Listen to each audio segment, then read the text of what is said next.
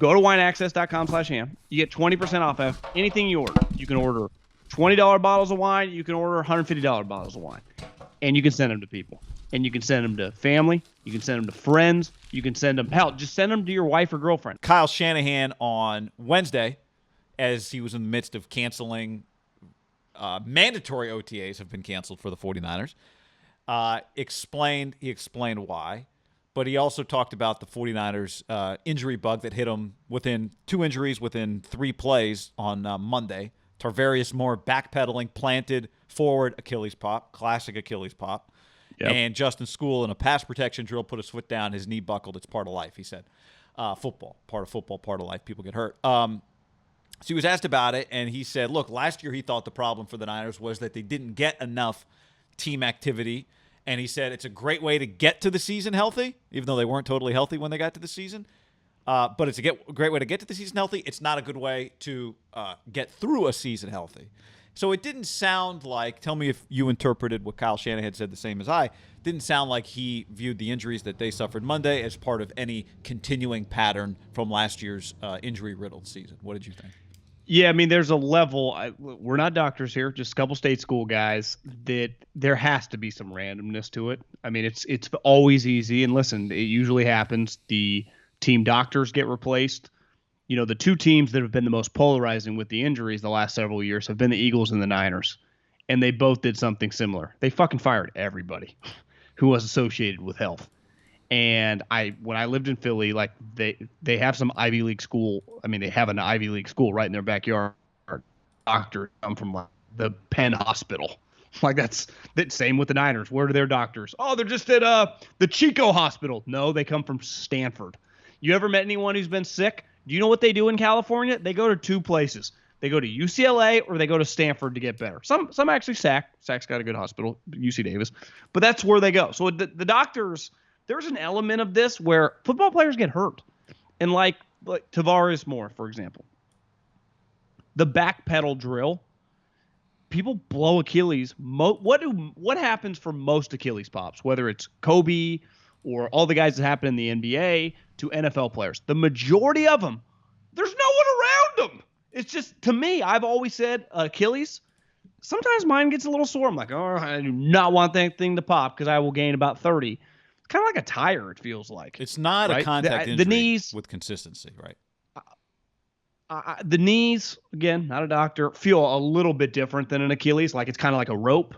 And some of these guys, skill guys, for example, think of by the time Kobe tore his Achilles against the Warriors, think how much wear and tear he had on that bad boy, right? Same when Richard Sherman did his in Seattle, like years of pressing guys, moving back, moving forward. And in the NFL, at corner or receiver, like the majority of your movements are using that thing. It's cutting, change. You know, in scouting, we used to love this. I wrote it in every report.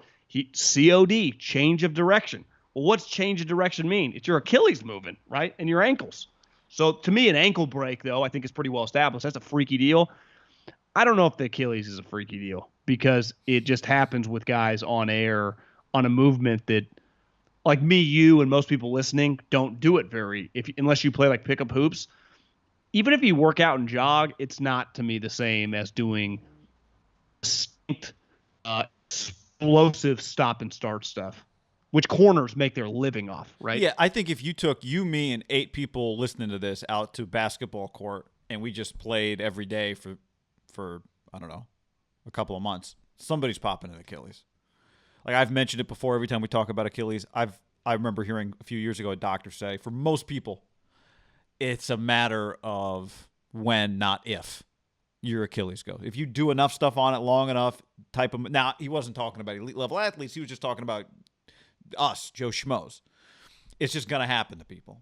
So, you know, I think the question is, and this is why I remember when you worked for the Eagles, you used to tell me you'd go out, you were a road scout your second year, second year, but the first year you were there, you'd go to camp, and maybe even this time of year, you'd be back at the team facility, mini camp, you'd be around the team.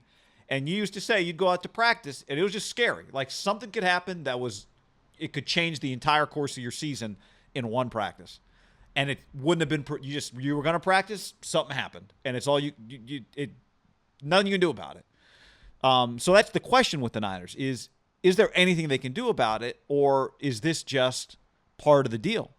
And I think when I hear Kyle talk, what I come away with is I hope he's right about last year for their sake, right?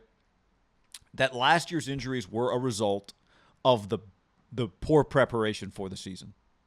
There were a lot of injuries last year in the NFL, I think, in general.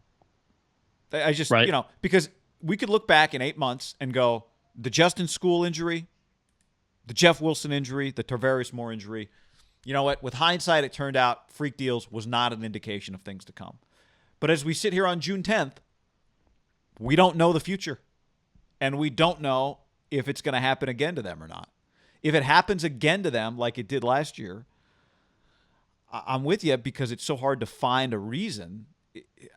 I tend to think that a lot of this stuff is not related, that one injury is not related to another. I've heard this phrase when it comes to diets, like a diet that works for you is different than a diet that works for me is different than a diet that works for our buddy Brian Hawkins, who's like jacked with like a 33-inch waist and eats Snickers bars nonstop. Every body, B-O-D-Y, every body is different. So the problem for the Niners is all these bodies, are connected in that they're 49ers. Now, it doesn't mean injuries happen in other camps too. All I know is it doesn't seem like there's some way to fix it between now and the season, or even if it needs to be fixed, quote unquote. I just know what it looks like when it goes bad, and that was the 2020 football season for them. And so that has you on edge. Skinny Jack guys turn Snickers bars and sugars into muscle.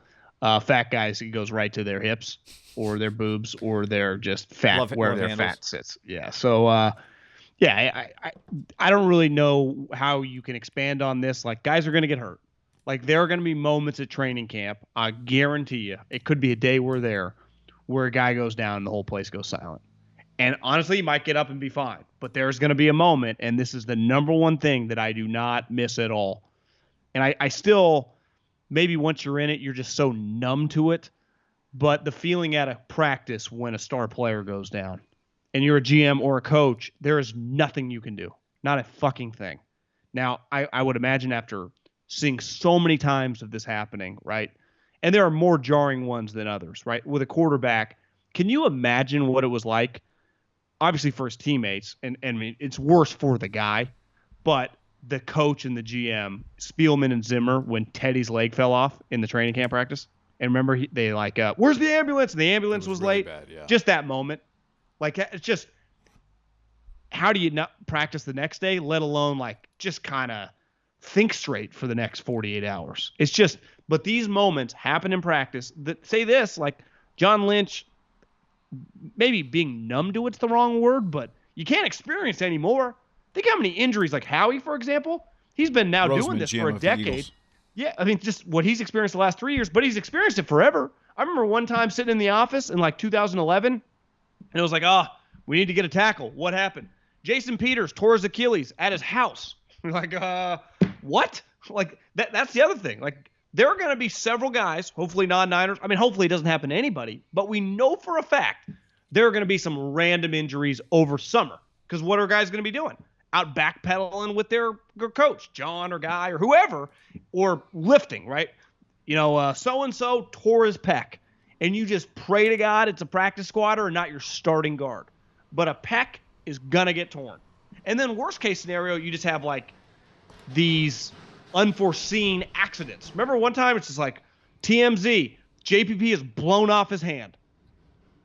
Like, it's just shit. Like, I do remember that one time. You have no control as a coach or GM. Zero. And it gets back to my point is like, I think every single team now, maybe like the 80s, some teams like pinch pennies, like, can we get a cheaper doctor? Like, because I've thought about doing like, is this dentist a little cheaper? But like, should I go to the best dentist? Every team right now, you made the point about the turf, and maybe not all the turf is the best, like the elite of the elite.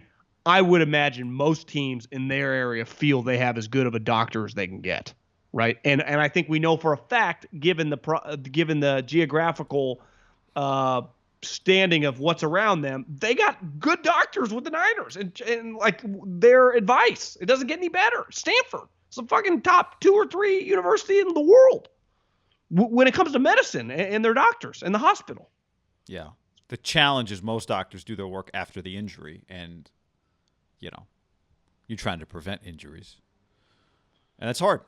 One thing I heard Robert Ory say with you don't Russillo, open up somebody's leg until they've been hurt. Well, I think Robert Ory, I heard him talk to Russillo. He thought that whatever Anthony Davis is doing, he needs to get a new trainer. I do think most guys in the NFL now, because the world's so flat, they're all friends. I would imagine most, especially a guy that's been in the league like more than 2 years. I mean, the amount of energy and thought that a lot of these guys put into their body and training, I'm going to give a lot of them the benefit of the doubt. Not just Niners, all over the league. I don't think most guys are like, just come into camp and get it together. Like those days are dead. These guys are pretty locked and loaded on all their shit. Yeah. Yeah. But again, what works for one body doesn't work for another body. It's not for lack of effort. I'm with you. But what your trainer does for you is not the same thing that your trainer would do for me. Right? Yeah. So I don't – it's really tough. Now, you get all the GPS data. But, again, your body might be able to take – if you were a pitcher, you might be able to throw 150 pitches no problem, and I might break down after 90 pitches. Part of life. So that's the challenge. And I think the thing that makes it really hard to take, anytime you have to accept that you have to just leave some of it up to chance, it's hard to accept. Yeah. And you shouldn't accept it. You should try and fit. You don't just go, well, I'm gonna drill a hole in somebody's head and let them bleed and hope that their headache goes away. You have to actually try, and we've made advancements. They'll continue to try and make advancements in injury prevention. But what we're doing right now, I think, from the outside, is you're hoping that they are collecting all this data, and I'm sure they are trying to figure it out. You just hope that it's not actually a pattern that they have to fix, because I think injury prevention is probably one of the hardest things to identify. I agree. That said, Shanahan did acknowledge, yes, we didn't cancel practice after the 2 injuries, but the reason we did not practice on Tuesday was we had one more day. We were going to do 8 days. After the 2 injuries, we decided to cut it off. And there's a chance he's fibbing a little bit and might have done at least a practice next week because guys were flying back. I know he said the goal was to get to 8, but I think there is a chance that this dramatically changed their plans.